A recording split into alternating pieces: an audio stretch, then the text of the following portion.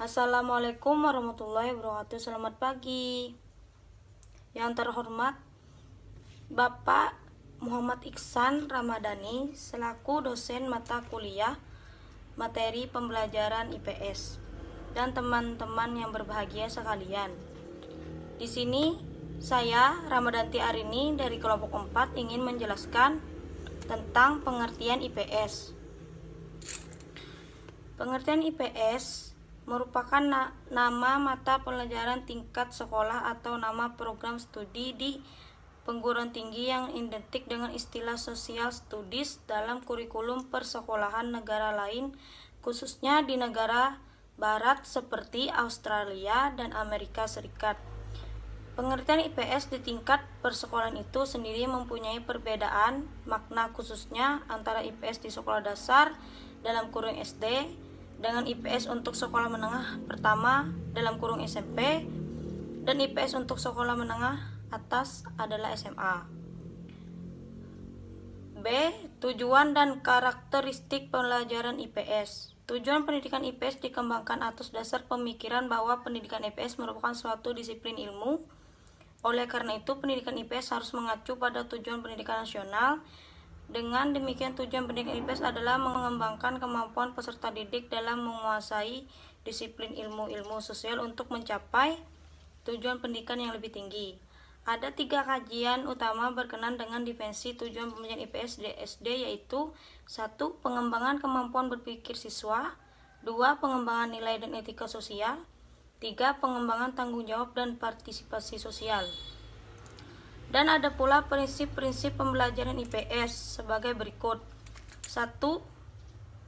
Siswa bukan sebagai orang dewasa yang muda dalam proses berpikirnya. 2. Anak usia pada sekolah dan awal sekolah dasar akan dapat belajar dengan baik. 3. Keterlibatan siswa secara aktif dalam belajar amat dipentingkan karena hanya dengan mengaktifkan siswa maka proses asimilasi dan akomodasi. 4. Untuk menarik minat dan meningkatkan referensi belajar perlu mengkaitkan pengalaman atau informasi baru. 5. Pengalaman dan orientasi akan meningkat jika materi pembelajaran disusun dengan menggunakan pola atau logika tertentu dari sederhana ke kompleks. 6. Belajar memahami akan lebih bermakna daripada belajar menghafal. 7. Adanya perbedaan individual pada diri siswa perlu diperhatikan karena faktor ini sangat mempengaruhi keberhasilan belajar siswa. C. Kriteria pembelajaran yang efektif. Keberhasilan proses pembelajaran tidak terlepas dari cara pendidik mengajar dan peserta didik belajar. Nah, sebab baik tidaknya hasil proses pembelajaran dapat dilihat dan dirasakan oleh pendidik dan peserta didik sendiri.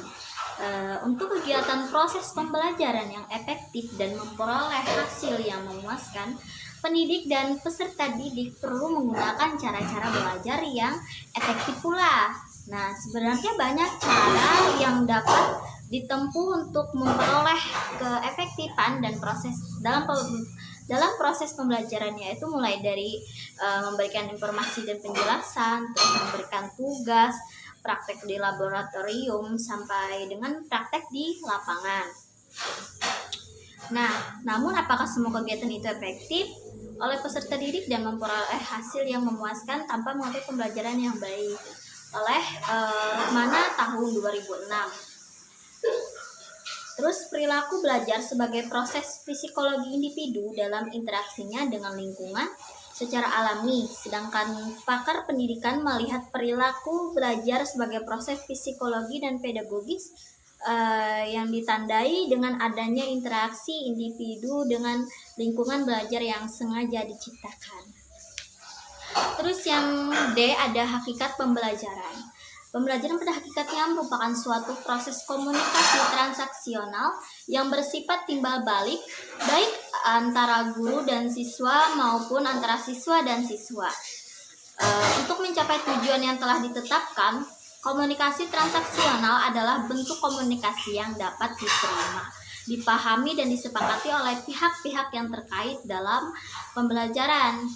Nah, terus, dalam konteks pencapaian tujuan pendidikan nasional, konsep belajar harus diletakkan secara substantif psikologis terkait pada seluruh esensi tujuan pendidikan nasional, mulai dari iman dan takwa kepada Tuhan Yang Maha Esa, akhlak mulia, sehat, berilmu, cakap, kreatif, mandiri, dan menjadi warga negara yang demokratis dan bertanggung jawab.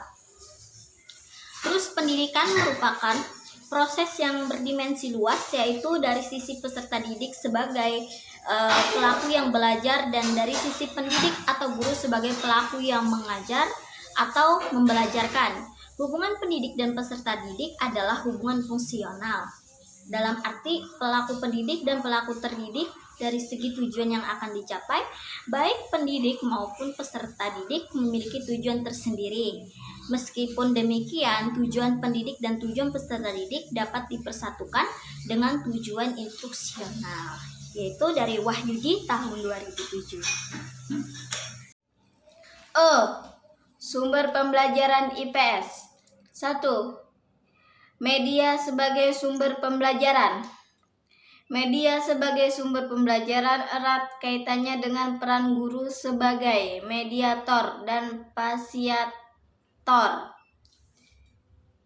Sebagai mediator, guru hendaknya memiliki pengetahuan dan pemahaman yang cukup tentang media pendidikan, karena media pendidikan merupakan alat komunikasi untuk lebih mengefektifkan proses belajar mengajar. Guru tidak cukup hanya memiliki pengetahuan tentang media, tetapi juga harus memiliki keterampilan memilih dan menggunakan serta mengusahakan media dengan baik. Yang kedua, yaitu kelas sebagai sumber belajar. Pada dasarnya, pengolahan kelas merupakan suatu rentanan kegiatan guru untuk menumbuhkan dan mempertahankan suasana kelas yang efektif. Bagi terselenggaranya kegiatan belajar mengajar yang keberhasilannya akan tergantung kepada tujuan pembelajaran, pengguna waktu, pengetahuan ruang dan sarana belajar, serta pengaturan kegiatan belajar siswa. Yang ketiga, lingkungan sebagai sumber belajar, yaitu lingkungan sebagai sumber belajar menuntut kreativitas guru untuk memanfaatkannya dan mengeliminasi kebiasaan mengajar yang rutinitas dan menonton. Terdapat 4 jenis sumber pembelajaran yang dapat dimanfaatkan dari lingkungan, yaitu masyarakat, lingkungan fisik, dan bahan sisa atau limbah, peristiwa alam dan sosial. F. Keunggulan dan kelemahan program pembelajaran keterampilan sosial dalam IPS, yaitu berdasarkan temuan di lapangan menunjukkan beberapa keunggulan dan kelemahan proses pembelajaran IPS berbasis pengembangan keterampilan sosial.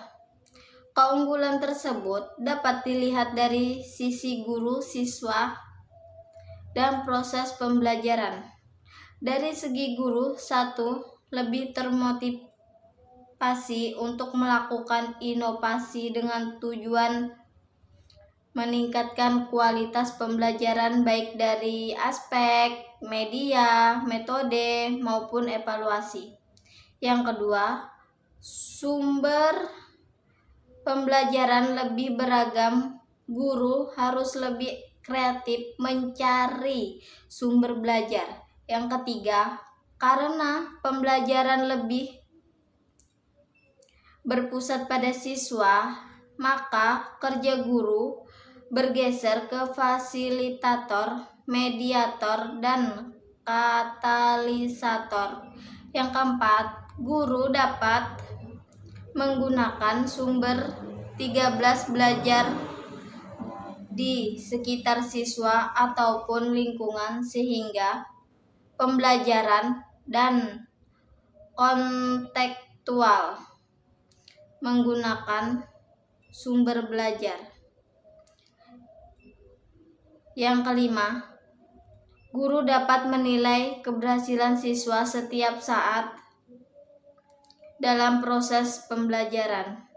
Kesimpulan, secara sederhana, istilah pembelajaran adalah upaya untuk membelajarkan seseorang atau sekelompok orang melalui satu atau lebih strategi, metode, dan pendekatan tertentu ke arah pencapaian tujuan pembelajaran yang telah direncanakan. Pembelajaran merupakan suatu kegiatan terencana untuk mengkoordinasikan seorang atau sekelompok orang agar bisa belajar dengan baik. Oleh sebab itu, unsur utama pembelajaran adalah siswa, bukan guru. Nah, pembelajaran pada hakikatnya merupakan proses komunikasi transaksional yang bersifat timbal balik, baik antara guru dan siswa maupun antara siswa dengan siswa untuk mencapai tujuan yang telah ditetapkan. Sekian dari presentasi kami.